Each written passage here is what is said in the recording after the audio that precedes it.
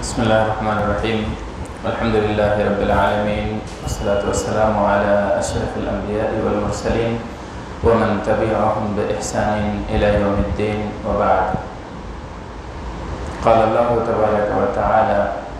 أعوذ بالله من الشيطان الرجيم، بسم الله الرحمن الرحيم. الله الذي خلقكم من ضعف ثم جعل من بعد ضعف قوة ثم جعل من بعد قوة ضعفا وشيبا. معزز حاضرین کرام، میری ماں اور بہنوں، اللہ تبارک تعالیٰ کی حمد و ثنا کے بعد نبی پاک صلی اللہ علیہ وسلم ہزارہ درود و سلام کے مستحق ہیں کہ جن کے واسطے سے اللہ تبارک تعالیٰ کا دین ہم تک پہنچا ہے۔ ہم اپنے سماج میں دیکھتے ہیں کہ ایک طبقہ ایسا ہے جو اپنی زندگی کے آخری پڑاؤ پر ہے۔ اس کے چہرے پر جھریاں ہیں، پریشانیاں ہیں، اس کے رویے سے بے چینی ظاہر ہو رہی ہے، اس کے ہاتھ میں لاٹھی ہے اور اس کے دل میں نہ جانے کیا کچھ کھو دینے کی حسرتیں ہیں۔ بال سفید ہو گئے ہیں، بدن میں کپکپاہٹ ہے، لرزہ طاری ہو چکا ہے۔ ایسے لوگوں کو ہم بوڑھا کہتے ہیں۔ گھر کے کسی کونے میں انہیں محصور کر دیا جاتا ہے، بیکار سامان کی طرح۔ ان پر کوئی توجہ نہیں ہوتی ہے، کوئی عنایت نہیں ہوتی ہے، حالانکہ وہی شخص ایک وقت ایسا تھا کہ وہی گھر کی زینت تھا۔ گھر میں جب وہ داخل ہوتا تھا تو گھر کی رونق بڑھ جاتی تھی، گھر والوں کی ارمان تھا اور اہل خانہ کی شان تھا، جسے بیکار اور بے توجہ چھوڑ دیا گیا ہے۔ اللہ تبارک تعالیٰ نے ان کے بارے میں ہدایتیں کی ہیں، اسلام نے بہت ساری ہدایات دی ہیں۔ آج جیسا کہ ہمارا یہ موضوع ہے بوڑھوں کے اسلام میں حقوق کیا ہیں، یہ ہم جاننے کی کوشش کریں گے۔ ابھی جو میں نے آیت کریمہ آپ لوگوں کے سامنے پڑھی ہے کہ اللہ الذی خلقکم من ضعف، اللہ وہی ہے جس نے تمہیں کمزوری سے پیدا کیا ہے۔ انسانی بچہ جب پیدا ہوتا ہے، بلکہ کوئی بھی بچہ نہایت نازک ہوتا ہے، کمزور ہوتا ہے۔ انسانی بچوں کی خاصیت یہ ہے کہ انہیں زیادہ مدت تک عنایت کی ضرورت ہے، توجہ کی ضرورت ہے۔ دیگر اور حیوانات کے بچے بہت تیزی سے سنبھل جاتے ہیں، اپنے پاؤں پہ کھڑے ہو جاتے ہیں، لیکن انسانی بچوں کو زیادہ مدت تک دیکھ ریکھ کی ضرورت پڑتی ہے۔ ماں باپ انہیں دیکھتے ہیں، انہیں پالتے ہیں، انہیں پوستے ہیں، انہیں بڑا کرتے ہیں، ہزار امیدیں لے کر پالتے ہیں، لیکن افسوس کا مقام یہ ہے کہ یہی بوڑھے جنہوں نے اپنی جوانی کے وقت بچوں کو پالا تھا، جنہوں نے یہ امید رکھی تھی کہ یہی بچے بڑھاپے کی لاٹھی بنیں گے، بڑھاپے کا سہارا بنیں گے، ان کا رویہ کچھ ایسا ہے کہ جب یہی ماں باپ کھڑا ہونا چاہتے ہیں تو ان کی پاؤں توڑ دی جاتی ہے، بولنا چاہتے ہیں تو انہیں بولنے نہیں دیا جاتا ہے، یہ کچھ سنانا چاہتے ہیں تو ان کی کچھ بات سنی نہیں جاتی ہے۔ اللہ تبارک تعالیٰ نے کہا کمزوری کی حالت میں ہم نے تمہیں پیدا کیا ہے، اور ثم جعل من بعد ضعف قوة، پھر اسی کمزوری کے بعد ہم نے تمہیں طاقت دے دی، مضبوط کر دیا۔ ایک وقت تھا کہ ہم اپنے پاؤں پہ کھڑے نہیں ہو سکتے تھے، لیکن اب اپنے پاؤں پر دوڑ رہے ہیں، بوجھ اٹھا رہے ہیں، بازوؤں میں طاقت آ گئی ہے، بدن میں حرارت آ گئی ہے اور ولولے اور جوش سے آدمی بھر گیا ہے، یہ قوت آ گئی ہے۔ اور اس کے بعد اللہ تبارک تعالیٰ فرماتا ہے ثم جعل من بعد قوت ضعفا وشیبا، پھر اس کے بعد پرانی حالت پہ پلٹ آتا ہے آدمی، پھر کمزور ہو جاتا ہے، پھر بچپنے کی حالت میں واپس آ جاتا ہے، دوسروں کے سہارے کی ضرورت پڑتی ہے، دوسروں کے عنایت کی ضرورت پڑتی ہے، دوسروں کے توجہ کی ضرورت پڑتی ہے، کمزور ہو چکا ہوتا ہے، بدن کانپنے لگتے ہیں، زبان لڑکھڑانے لگتی ہے۔ تو اب ایسی صورت میں اللہ تبارک تعالیٰ نے وصیت کی، خاص طور سے ان لوگوں کو جو زیادہ قریبی ہوتے ہیں، بوڑھوں پر حقوق تعلقات کے بیس پر مزید بڑھ جاتے ہیں۔ اگر کوئی بوڑھا ایسا ہے جس کا تعلق آپ کے نسل سے ہے، آپ کے رشتے سے ہے، آپ کے خونی رشتے سے، تو پھر آپ کی ذمہ داری مزید بڑھ جاتی ہے۔ کچھ بوڑھے ایسے ہوں گے جن سے آپ کا یہ تعلق نہیں ہوگا، وہ عام سے بوڑھے ہوں گے، کچھ تو ایسے ہوں گے جن کا آپ کے مذہب سے بھی تعلق نہیں ہوگا، بس انسانیت کا ناطہ ہوگا، انسانیت کا رشتہ ہوگا۔ تو ان تمام بوڑھوں کے ساتھ رعایت کرنے کی ضرورت ہے، لیکن بطور خاص جن سے ہمارا نہایت قریبی رشتہ ہے، تو ان کے بارے میں اللہ تبارک تعالیٰ نے فرمایا کہ وَوَصَّيْنَا الْإِنسَانَ بِوَالِدَيْهِ، اور ہم نے انسان کو وصیت کی ہے اس کے ماں باپ کے تعلق سے، اس کے بوڑھے والدین کے تعلق سے ہم نے وصیت کی ہے۔ حملتہ امہ وہنا علی وہن، کہ اس کی ماں نے اس کا حمل اٹھایا تھا، وہنا علی وہن، دکھ، ایک دکھ سے دوسرے دکھ کے بعد، یعنی دکھ پر دکھ برداشت کر کے اس کا بوجھ اٹھایا تھا اس کی ماں نے۔ آپ جانتے ہیں کہ بچہ جیسے دھیرے دھیرے بڑا ہوتا ہے بوجھ بڑھتے جاتا ہے، ماں کی پریشانیاں زیادہ ہونے لگتی ہیں، کھانا پانی متاثر ہونے لگتا ہے، بدن میں کمزوری آ جاتی ہے، تو دھیرے دھیرے ماں کی کمزوری بڑھتے جاتی ہے جیسے جیسے بچہ بڑا ہوتا ہے۔ اللہ تبارک تعالیٰ نے ماں کا بطور خاص اس کی پریشانی ذکر کر کے یہاں یہ اشارہ دیا ہے کہ اگر والدین میں بھی دیکھنا ہو تو زیادہ حقدار ماں ہے ہمارے حسن سلوک کا، جیسا کہ دوسری روایتوں میں ہے کہ اللہ کے رسول صلی اللہ علیہ وسلم سے پوچھا گیا من احق الناس بحسن صحابتی، اللہ کے رسول صلی اللہ علیہ وسلم بتائیے میرے حسن سلوک کا زیادہ حقدار کون ہے؟ اللہ کے رسول صلی اللہ علیہ وسلم سے جب لوگوں میں پوچھا گیا تو آپ نے کہا تمہاری ماں، اس کے بعد پھر یہی سوال ہوا تو آپ نے کہا تمہاری ماں، اور جب تیسری بار پوچھا گیا تو آپ نے کہا تمہارا باپ۔ مطلب یہ ہے کہ ماں کا مقام باپ کے مقابلے میں زیادہ ہے، باپ کا بھی بہت اونچا رتبہ ہے، بہت بڑا مقام ہے، باپ بھی بہت ساری پریشانیاں جھیلتا ہے، باپ بھی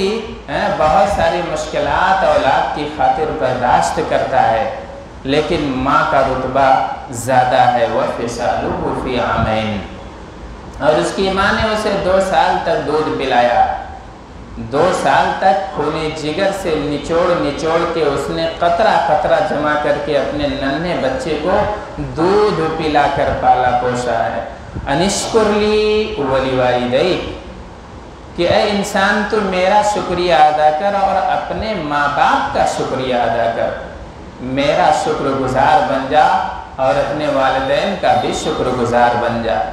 اللہ تبارک تعالیٰ نے اپنے شکریہ کے ساتھ والدین کے شکر کو بھی مربوط رکھا ہے، جوڑ دیا ہے۔ اب آپ اندازہ لگائیے یہاں تک کہ توحید کے بعد اور دیگر مقامات پر توحید کے بعد اللہ تبارک تعالیٰ والدین کے حقوق کا تذکرہ کرتا ہے، والدین کے تعلق سے وہ بچوں کو وصیت کرتا ہے اور نصیحت کرتا ہے۔ कि इनके साथ अच्छा बर्ताव करो, बेहतरीन सलूक करो, मेरा शुक्र अदा करो और अपने माँ बाप का भी शुक्र अदा करो। और इलैयल मसीर, और भूलो नहीं तुम्हें लौट कर मेरे ही पास आना है। ज़्यादतियाँ करके आओ चाहे एहसान करके आओ, अच्छा बर्ताव करके आओ चाहे जुल्म ढा कर आओ, तुम्हें आके हिसाब देना है मेरे पास। तुम्हारे अमाल के बारे में तुमसे पूछा जाएगा, सवाल किया जाएगा। अल्लाह तबारक तआला का एक ज़ाब्ता है, एक उसूल है, कमा तदीनो तुदान, जैसा आप करेंगे वैसा भरेंगे भी। अगर आप चाहते हैं कि बूढ़ा होने के बाद आपके वालिदैन, आपके बच्चे आपका सहारा बने, आपकी कद्र करें, आपकी इज़्ज़त करें, आपके हुकूक दें, तो आज ही जवानी की हालत में अपने बुढ़ापे की तैयारी करनी होगी। वहल जज़ाउल इहसानी इल्लल इहसान, एहसान का बदला तो एहसान ही होता है। वल्लज़ीना असाउस्सूआ, जिन्होंने बुराई की है तो बुरा अंजाम उनके सामने आएगा। जिन्होंने अच्छाई नहीं की है तो अच्छाई का बदला अच्छाई है, हुस्ने सलूक का बदला हुस्ने सलूक है।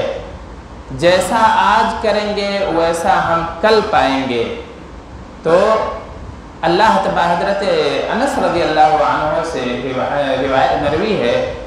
वो कहते हैं कि नबी पाक सल्लल्लाहु अलैहि वसल्लम ने फरमाया, मा अकरमा शाबुन शैखन लिसिन्निही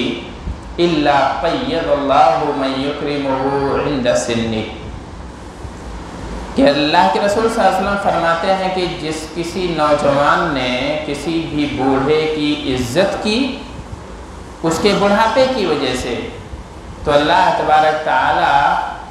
उसके लिए कोई ऐसा शख्स मुतय्यन कर देता है जो इसके बूढ़े होने पर इसकी तकरीम करेगा, इज़्ज़त करेगा।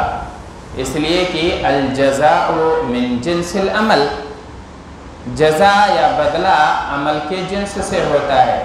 अगर आप चाहते हैं कि आपकी औलाद आपके बूढ़े होने के बाद कदर करे, एहतराम करे, तो आज खुद आप अपने माँ बाप की कदर कीजिए,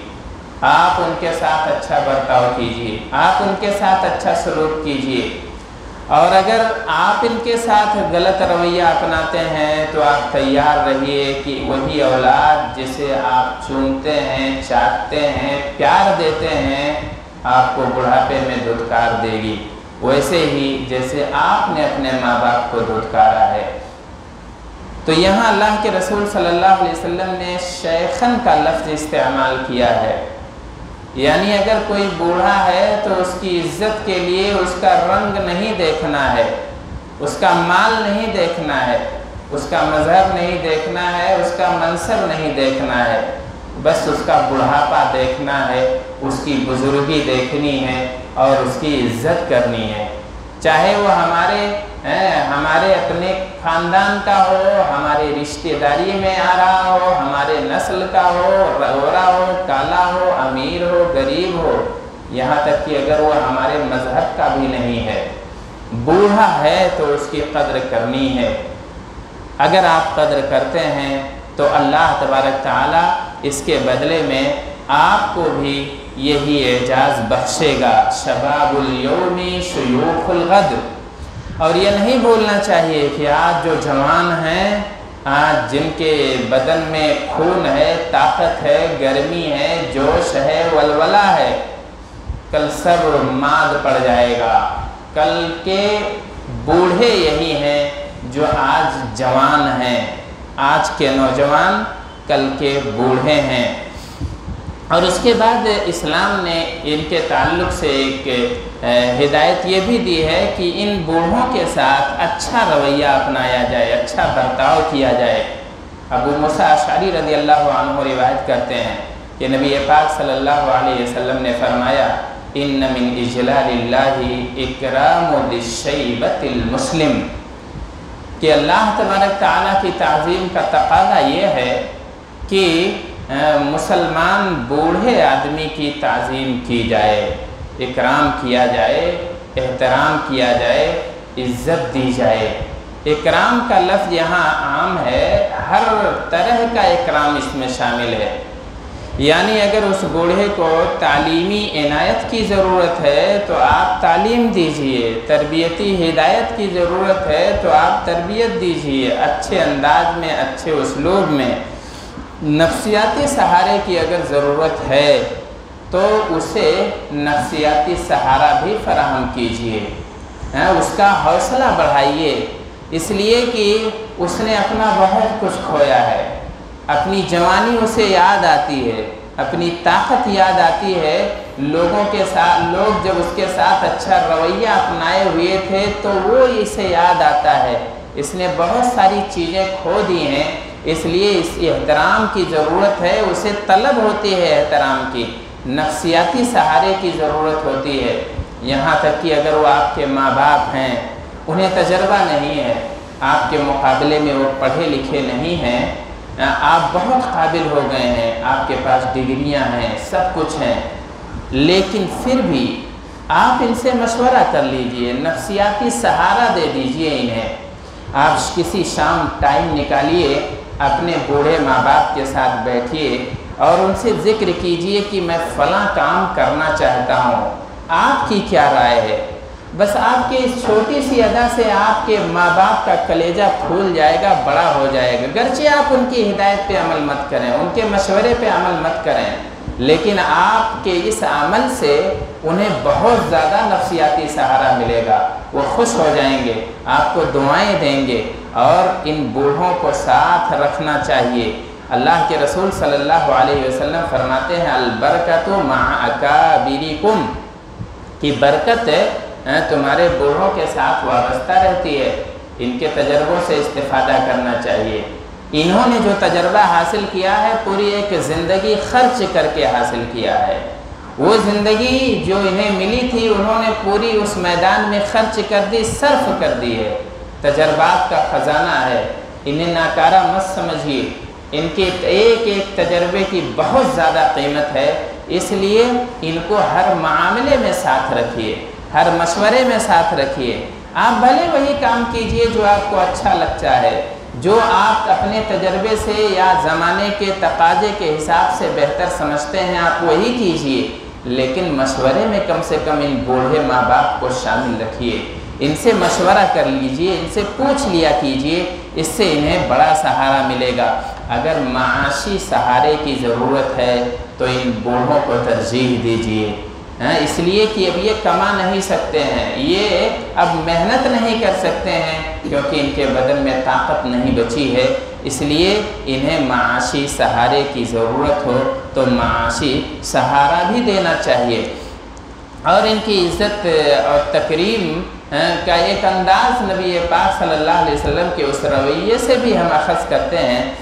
کہ جب نبی پاک صلی اللہ علیہ وسلم نے مکہ فتح کر لیا، آپ فاتحانہ داخل ہوئے تھے مکے میں، وہ مکہ جہاں سے کچھ ہی سالوں پہلے اللہ کے رسول صلی اللہ علیہ وسلم روتے ہوئے گئے تھے، مکے کو جو ہے اپنی آنکھوں میں آنسو لے کر چھوڑ کر گئے تھے، اسی مکے میں فاتحانہ داخل ہوتے ہیں، اور آپ صلی اللہ علیہ وسلم ایک لشکر جرار کے قائد ہیں، اور آپ اس مکے کے فاتح ہیں۔ اللہ کے رسول صلی اللہ علیہ وسلم کو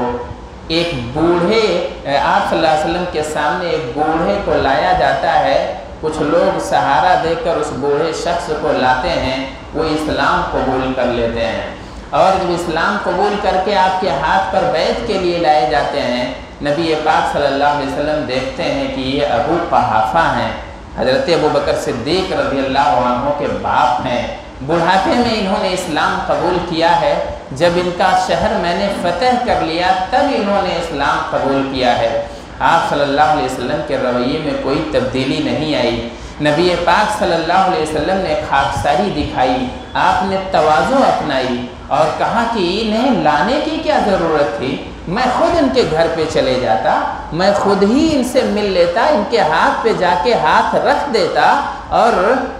ان کو اتنی زحمت اٹھانے کی ضرورت نہیں پڑتی۔ کبھی آپ صلی اللہ علیہ وسلم نے نہیں سوچا کہ کہ اب بڑھاپے میں یہ اسلام قبول کیے ہیں، اب جا کے مجھے مانا ہے انہوں نے، عمر تو ساری کٹی عشق بتا میں، لیکن اب جا کے انہیں میرا خیال آیا ہے۔ اور آپ صلی اللہ علیہ وسلم نے یہ ساری باتیں ماضی کی سب دل سے نکال دیں اور اس بوڑھے شخص کا احترام کیا، اور آپ نے کہا کہ انہیں گھر ہی رہنے دینا چاہیے تھا، میں ہی چلے جاتا۔ آپ سوچئے جب لوگ فتح کرتے ہیں کوئی شہر، کوئی ملک فتح کرتے ہیں، کوئی فاتح ہوتا ہے، کوئی کمانڈر ہوتا ہے، کوئی قائد اور لیڈر ہوتا ہے، تو اس کا رویہ کیسا ہو جاتا ہے، کیسے نخوت آ جاتی ہے، کیسے غرور آ جاتا ہے، کیسے کبر آ جاتا ہے، کیسے انتقام کا جذبہ بھڑک جاتا ہے۔ لیکن اللہ کے رسول صلی اللہ علیہ وسلم نے اس بوڑھے شخص کے سامنے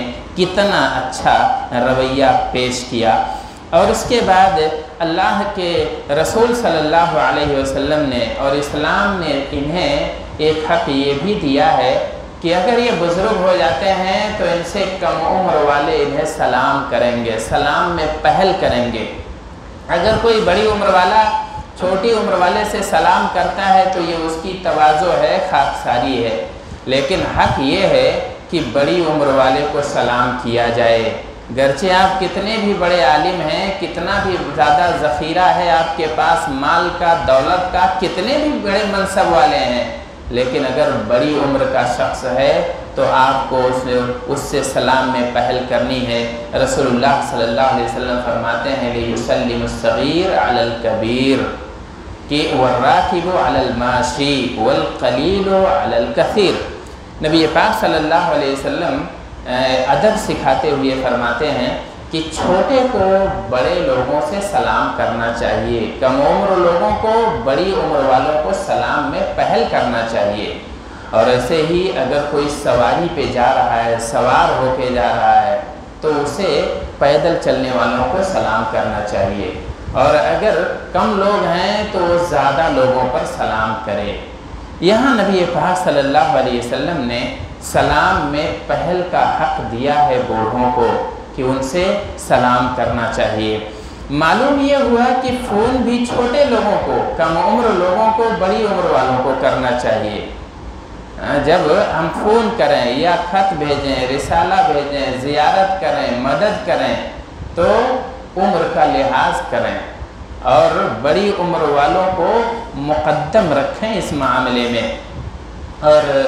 ایک حق یہ بھی ہے کہ جب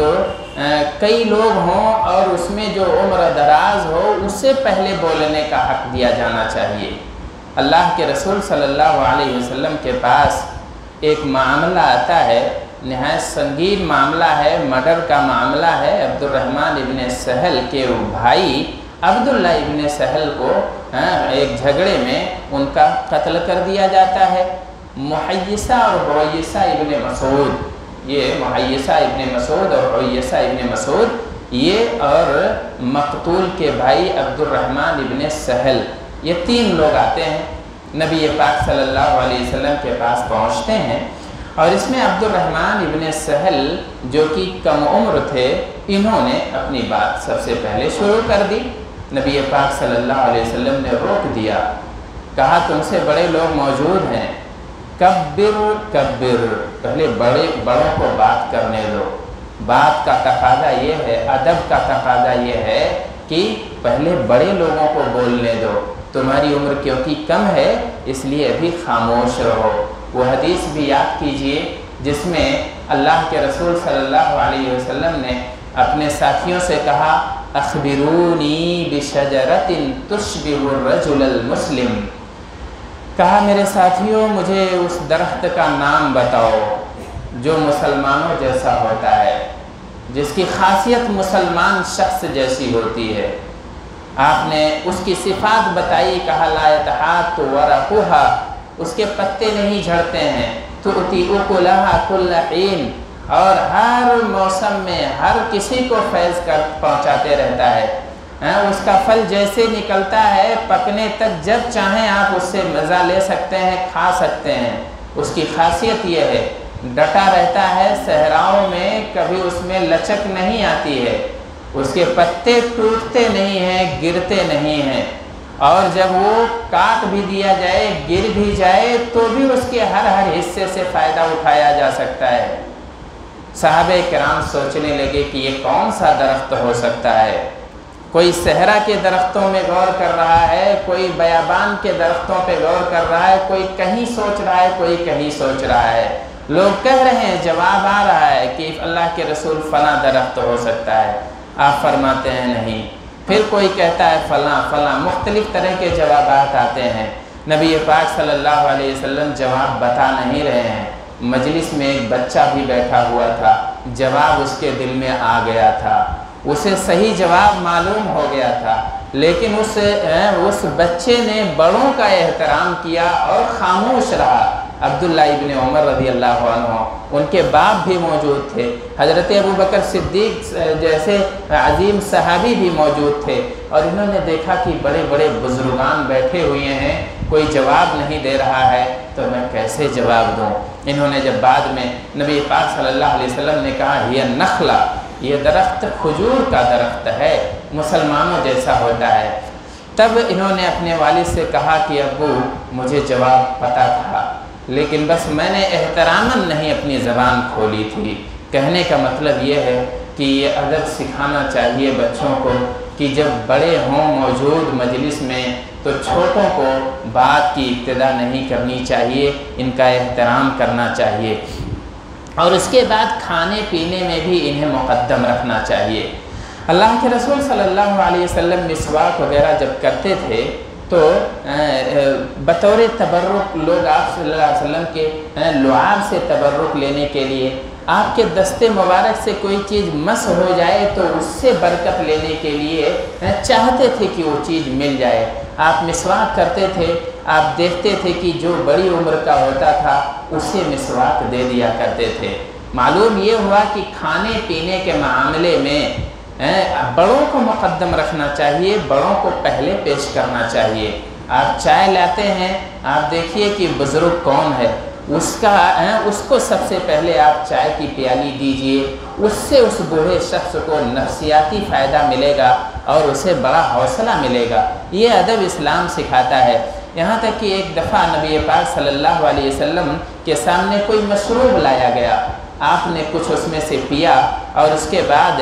آپ کا معمول یہ ہوتا تھا کہ جو دائیں جانب ہوتے تھے ان کو اٹھا کر دے دیا کرتے تھے، لیکن اس دن آپ نے دیکھا کہ داہنی طرف کوئی بچہ بیٹھا ہوا ہے اور بائیں طرف کچھ عمر دراز لوگ بیٹھے ہوئے ہیں۔ اللہ کے رسول صلی اللہ علیہ وسلم نے، چونکہ بچے کا حق بنتا تھا داہنے طرف وہ تھا،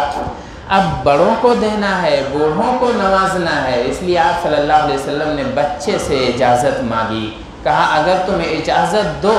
حق تو تمہارا بنتا ہے، دائیں طرف بیٹھے ہو، لیکن یہاں بزرگ لوگ بیٹھے ہیں، تم سے عمر میں بڑے لوگ بیٹھے ہیں، میری خواہش ہے کہ تم اجازت دے دو اور یہ مشروب میں ان بزرگوں کو دے دوں، ان بوڑھوں کو دے دوں۔ تو کہنے کا مطلب یہ ہے کہ کھانے پینے کے معاملے میں بھی انہیں مقدم رکھنا چاہیے۔ ہماری ماؤں اور بہنوں کو بھی اس بات کا لحاظ رکھنا چاہیے کہ پہلے اگر گھر میں کوئی بوڑھا ہے، گھر میں کوئی بوڑھی ہے، تو آپ اس کے کھانے پینے کا انتظام کریں، پہلے اس سے پوچھ لیں کہ کیا اسے کھانے کی ضرورت ہے، اسے پانی کی ضرورت ہے، اسے کوئی چیز دینا ہے، تو آپ سب سے پہلے اسے اجازت لے لیں، پوچھ لیں، انہیں مقدم رکھیں کھانے پینے کے معاملے میں بھی۔ اچھے سیگے میں خطاب کریں، انہیں اچھے الفاظ سے بلائیں، ایسے نام سے بلائیں جنہیں سننا انہیں اچھا لگتا ہو۔ آپ ابو کہیں، امی کہیں، چچا جان کہیں، بھائی صاحب کہیں، کوئی بھی جو لفظ آپ اپنے لیے پسند کرتے ہیں کہ مجھے ان الفاظ سے مخاطب کیا جائے تو بہتر ہے، آپ انہی القاب سے انہیں بھی یاد کیجیے۔ آپ دیکھیے کہ اللہ کے رسول صلی اللہ علیہ وسلم نے ادب کیسا سکھایا تھا۔ ابو امامہ بن سہل رضی اللہ عنہ کہتے ہیں کہ صلینا مع عمر بن عبد العزیز الظہرہ، کہ ہم نے عمر بن عبد العزیز کے ساتھ ظہر کی نماز پڑھی، ثم خرجنا حتی دخلنا علی انس بن مالک، پھر ہم نماز پڑھ کے نکلے اور انس ابن مالک کے پاس پہنچے، وہ یصلی العصر، اور وہ عصر کی نماز پڑھ رہے تھے۔ پھر میں نے ان سے کہا فقلت یا عمی ماذا تصلی، میں نے ان سے پوچھا، کہا چچا جان آپ کون سی نماز پڑھ رہے تھے؟ تب انہوں نے کہا میں عصر کی نماز پڑھ رہا تھا، اور یہ وہی نماز ہے ویسے ہی میں نے پڑھی ہے جیسے ہم نبی پاک صلی اللہ علیہ وسلم کے ساتھ نماز پڑھا کرتے تھے۔ کہنے کا مطلب یہ ہے کہ انہوں نے اپنے سے بڑی عمر والے کو مخاطب کیا، بڑے اچھے لقب سے پکارا، ایسے الفاظ سے پکارا جو انہیں پسند ہو، اچھا لگے۔ ایسے ہی غزوہ بدر کے موقع پر آپ جانتے ہیں کہ 2 بچے تھے اپنے سے بڑی عمر، عبد الرحمن ابن عوف،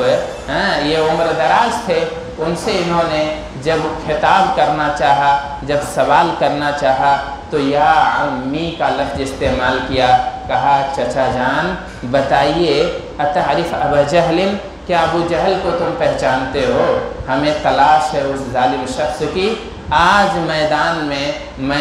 جنگ میں ہم اپنے ننھے منھے ہاتھوں سے اس کا خاتمہ کرنا چاہتے ہیں، کیونکہ ہم نے سنا ہے کہ وہ ہمارے رسول کو گالیاں دیتا ہے۔ تب انہوں نے کچھ دیر کے بعد اشارہ کیا، اور وہ ایک لمبا واقعہ ہے کیسے وہ انجام کو پہنچا۔ بوڑھوں کا ایک حق یہ بھی ہے کہ جب یہ بولیں تو آپ خاموشی سے ان کی بات سنیے، انہیں موقع دیجیے بولنے کا، اور جلد بازی مت دکھائیے۔ اللہ کے رسول صلی اللہ علیہ وسلم کے سامنے عتبہ ابن ربیعہ، یہ قریش کا ایک بوڑھا شخص ہے، تجربہ کار اور ذمہ دار شخص، تو یہ آتا ہے نبی پاک صلی اللہ علیہ وسلم کے پاس، نیت خراب ہوتی ہے، آپ صلی اللہ علیہ وسلم کو آپ کی دعوت سے روکنے آتا ہے، اور اس کے بعد آپ صلی اللہ علیہ وسلم سے کہتا ہے کہ بتاؤ انت خیر ام عبداللہ، انت خیر ام عبد المطلب، کہتا ہے اچھا تم یہ بتاؤ تم زیادہ بہتر ہو کہ تمہارے ابو عبداللہ زیادہ بہتر تھے؟ بتاؤ تم اچھے ہو یا تمہارے دادا تم سے بہتر تھے؟ اگر تمہارا یہ دعویٰ ہے، تمہارا گمان ہے کہ تم اپنے باپ دادا سے بھی بہتر ہو گئے ہو تو جو بکنا ہو بکو، لیکن اگر تم یہ جانتے ہو کہ تمہارے باپ تم سے بہتر تھے، تمہارے دادا تم سے بھلے تھے، تو یہ جان لو کہ وہ انہی معبودوں کو تو پوجا کرتے تھے، انہی اصنام کو، انہی بتوں کی پرستش کیا کرتے تھے جس سے تم روک رہے ہو۔ بات غلط تھی۔ نبی پاک صلی اللہ علیہ وسلم نے اس بوڑھے کی اس بات کو کاٹا نہیں بلکہ خاموش رہے، چپ چاپ نبی پاک صلی اللہ علیہ وسلم یہ بات سنتے رہے، اور اس نے مزید کہا کہ تم قریش سے تعلق رکھتے ہو اور قریش کا مقام تمہیں معلوم ہے، تم یہ کیا تمہیں پتہ نہیں ہے کہ لوگ کیا کیا کہہ رہے ہیں قریش کے بارے میں؟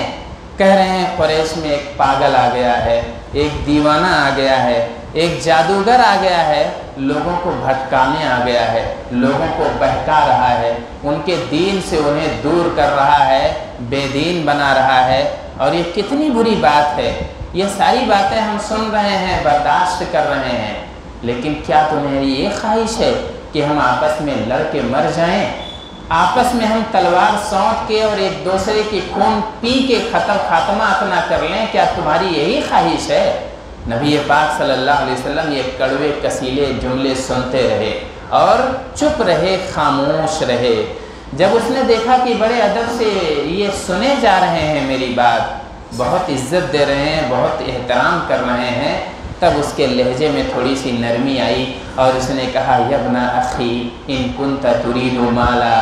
کہا میرے بھائی کے بیٹے اگر تمہیں مال کی ضرورت ہے تو ہم تمہیں اتنا مال دے دیں گے کہ تم قریش کے سب سے مالدار آدمی بن جاؤ گے، اور وَإِن كُنْتُ تُرِيدُ شَرَفًا، اور اگر تم کوئی شرف چاہتے ہو تو ہم سودنا، تمہیں اپنا سردار بنانے کے لیے تیار ہیں، تمہیں اپنا قائد بنانے کے لیے تیار ہیں، اور اگر تم بادشاہت چاہتے ہو تو تمہیں بادشاہ بھی بنانے کے لیے تیار ہیں۔ اور بتا دو بھتیجے اگر تمہیں کوئی جنون لاحق ہو گیا ہے،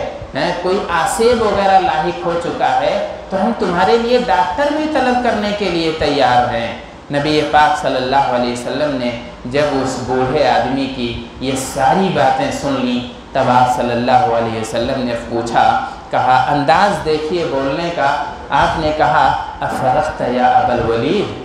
ابو الولید یعنی ولید کے باپ،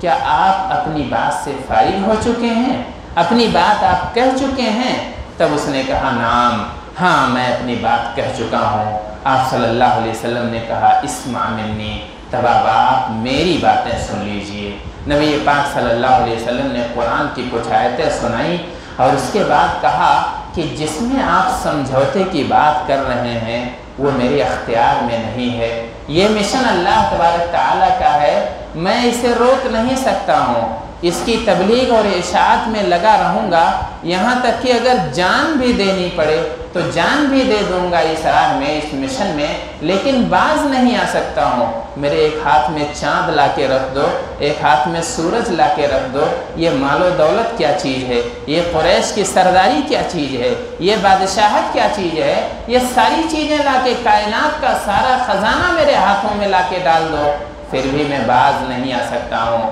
تو کہنے کا مطلب یہ ہے کہ نبی پاک صلی اللہ علیہ وسلم نے ایک بوڑھے کے کو احترام دیا اور نہایت خاموشی کے ساتھ ان کی پوری باتیں سنتے رہے، اور جب یہ اطمینان کر لیا کہ اب وہ اپنی باتیں کہہ چکے ہیں تب نبی پاک صلی اللہ علیہ وسلم نے اپنی بات سنائی۔ کیا ہم نے کبھی اپنے ماں باپ سے پوچھا ہے، اپنے بولتے ہوئے ماں باپ سے کہ افرغتم یا ابی یا افرغتی یا امی، کیا اے ابو جان کیا آپ اپنی بات کہہ چکے، اب میں بول سکتا ہوں، امی کیا آپ اپنی باتیں بتا چکیں، اب میں کچھ کہہ سکتا ہوں؟ کیا کبھی آپ نے یہ انداز اپنایا ہے اپنے ماں باپ کے ساتھ؟ اگر نہیں اپنایا ہے تو کوشش کیجئے اپنانے کی، اور اس انداز میں بات کرنے کا سلیقہ سیکھنے کی کوشش کیجئے۔ ان کا حق یہ بھی ہے کہ ان کے لیے دعائیں کی جائیں، وَقُلْ رَبِّ ارْحَمْهُمَا كَمَا رَبَّيَانِي صَغِيرًا، اور آپ کہتے رہیے کہ اے میرے پروردگار ان پر رحم فرما، ویسے ہی رحم فرما جیسے انہوں نے میرے بچپن میں مجھ پر رحم کیا تھا۔ آپ سوچئے اگر آپ کے پاس چھوٹی ننھی منھی اولاد ہو، آپ سوچئے کہ کتنا پیار آپ اسے دیتے ہیں، کتنی شفقت دیتے ہیں، اس کے بدن کے ہر حصے کو آپ چومتے ہیں، بوسے دیتے ہیں، گود میں لیتے ہیں، لوریاں دیتے ہیں، اور اگر وہ روتا ہے تو آپ تڑپ اٹھتے ہیں۔ کتنی پرواہ ہے آپ کو آپ کے ننھے بچے کی۔ اب آپ اندازہ کر لیجئے، دعا کا سلیقہ قرآن یہ بتاتا ہے کہ آپ اپنا بچپنا بھی یاد رکھیے تاکہ ان کے حق میں دل سے دعائیں نکلیں، اور یہ کہیے کہ انہوں نے میرے بچپن میں بڑا لحاظ رکھا تھا،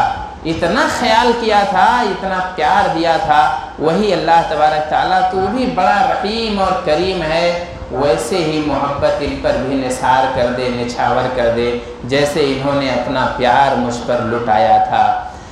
اور اسی طریقے سے ایک حق یہ بھی ہے کہ اگر کئی لوگ ہوں اور امامت کی نوبت آئے تو اس میں اعتبار عمر کا بھی ہوگا، اعتبار بزرگیت کا بھی ہوگا۔ نبی پاک صلی اللہ علیہ وسلم کہتے ہیں یؤم القوم اقرؤہم لکتاب اللہ، قوم کی امامت وہ کرے گا جس کو قرآن پاک زیادہ یاد ہے، اور اگر قرآن پاک یاد کرنے میں برابر ہیں تو فَلْيَؤُمُّهُمْ أَقْدَمُهُمْ ہجرا، تو یہ دیکھا جائے گا کہ پہلے ہجرت کس نے کی ہے، اور اگر وَإِنْ كَانَتْ هِجْرَتُهُمْ سَوَاءً، اگر ان کی ہجرت بھی برابر ہے فَلْيَؤُمُّهُمْ أَكْبَرُهُمْ سِنًّا، تو ان میں جو بڑی عمر والا ہے، زیادہ عمر والا ہے، وہ امامت کرے گا، وہ قیادت کرے گا۔ اور ان کے تعلق سے، بزرگوں کے تعلق سے اسلام نے بہت ساری رخصتیں بھی انہیں دے رکھی ہیں، نماز میں رخصت دی ہے، روزے میں رخصت دی ہے، حج میں رخصت دی ہے۔ رخصت کا یہ مطلب نہ سمجھیے کہ اسے معاف کر دیا ہے، لیکن رعایت دی ہے کہ اگر آپ زیادہ عمر کے ہو گئے ہیں، آپ کھڑے نہیں ہو سکتے ہیں، تو آپ کرسی پہ بیٹھ کے نماز پڑھ لیجئے۔ اگر آپ بیٹھ بھی نہیں سکتے ہیں، اتنے بزرگ ہو گئے ہیں، اتنے ضعیف اور لاغر ہو گئے ہیں، تو آپ لیٹ کے نماز پڑھ لیجئے۔ ایسے ہی روزے کے تعلق سے بھی عمر اتنی بڑھ گئی ہے کہ آپ روزہ نہیں رکھ سکتے ہیں، تو آپ کو رخصت دیتا ہے اسلام کہ آپ روزہ توڑ دیں۔ حج کی استطاعت اگر آپ کے بدنی استطاعت نہیں ہے تو حج آپ کی طرف سے دوسرے لوگ بھی کر سکتے ہیں۔ اللہ کے رسول صلی اللہ علیہ وسلم نے حجۃ الوداع میں سنا کہ ایک عورت تھی، ایک لڑکی، وہ اپنے بوڑھے باپ کی طرف سے حج کر رہی تھی۔ نبی پاک صلی اللہ علیہ وسلم نے پوچھا، کہا تلبیہ کس کی طرف سے پکار رہی ہو؟ تب اس نے کہا دیکھیے اپنے باپ کی طرف سے پکار رہی ہوں اور اپنے بوڑھے باپ کی طرف سے حج کر رہی ہوں، لأنہ شیخ کبیر، اس لیے کہ ان کی عمر زیادہ ہو گئی ہے، وہ گھوڑے کی پیٹھ پر بیٹھ نہیں سکتے ہیں۔ اللہ کے رسول صلی اللہ علیہ وسلم نے فرمایا تب فحجی عن، تب ٹھیک ہے تم اپنے بوڑھے باپ کی طرف سے حج کرو۔ اللہ کے رسول صلی اللہ علیہ وسلم نے ائمہ کرام کو ان بوڑھوں کی رعایت نماز میں بھی کرنے کی تعلیم دی ہے۔ اللہ کے رسول صلی اللہ علیہ وسلم کے پاس ایک بار شکایت آئی حضرت معاذ بن جبل کے بارے میں کہ یہ کافی لمبی قرات کرتے ہیں، بہت طویل نماز پڑھاتے ہیں۔ نبی پاک صلی اللہ علیہ وسلم کو صرف برا نہیں لگا تھا بلکہ آپ خفا بھی ہو گئے تھے، آپ ناراض ہو گئے اور آپ نے ڈانٹا حضرت معاذ بن جبل رضی اللہ عنہ کو، نماز کے امام کو، کہا فتان یا معاذ، کہ معاذ کیا تو فتنہ برپا کرنا چاہتا ہے، لوگوں کو نماز سے، عبادت سے برگشتہ کرنا چاہتا ہے، اتنی لمبی نماز کیوں پڑھاتا ہے؟ فَإِنَّهُ يُصَلِّي وَرَاءَكَ الْكَبِيرُ وَالضَّعِيفُ وَالْجَلْحَاجَ، اس لیے کہ تیرے پیچھے تو بوڑھے لوگ بھی نماز پڑھتے ہیں، مریض لوگ بھی چلے آتے ہیں، ضرورت والے بھی آتے ہیں، تیرے پیچھے نماز پڑھتے ہیں، تو پھر اتنی لمبی نماز یا اتنی لمبی قرات کیوں کرتے ہو؟ اور اسی طریقے سے اگر بڑھاپے میں اسلام نے یہ ساری رخصتیں دی ہیں اور بڑھاپے کی وجہ سے مرنے کی تمنا بہت سارے لوگ کرتے رہتے ہیں، بڑھاپے سے عاجز آ جاتے ہیں، بڑھاپے سے عاجز نہیں آنا چاہیے، بڑھاپے کو غنیمت سمجھنا چاہیے۔ اللہ تبارک تعالیٰ نے اگر آپ کی عمر لمبی کی ہے تو آپ اس کو اللہ کی عبادت میں گزارنے کی کوشش کیجیے۔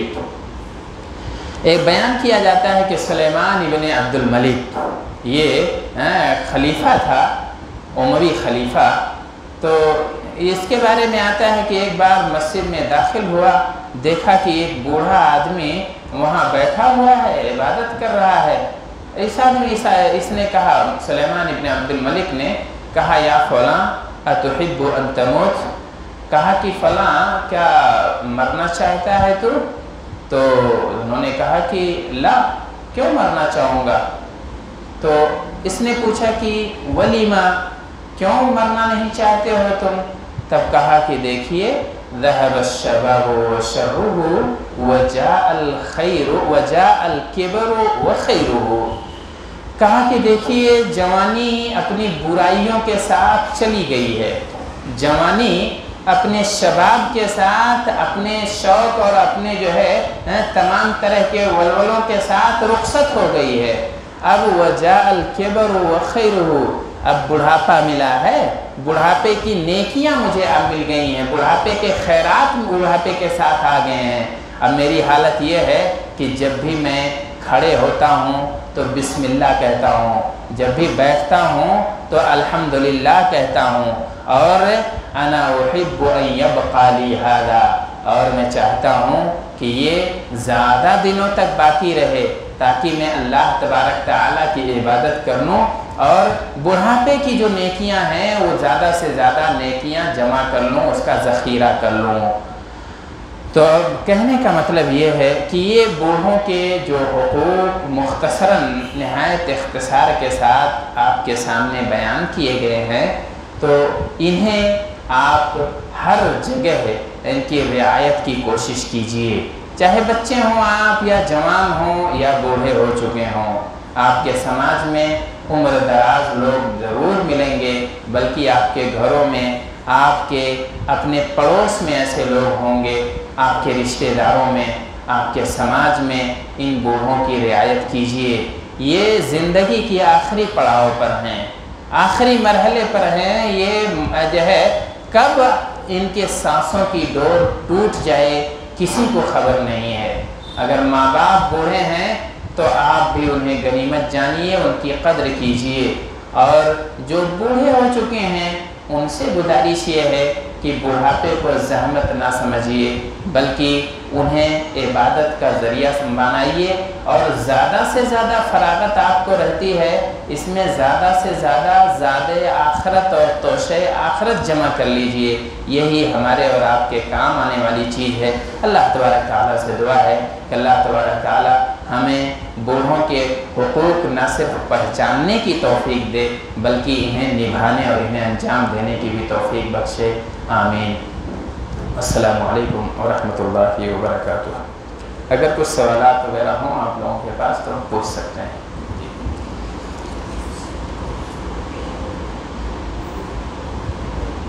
जी, एक सवाल आया है कि असर से मगरिब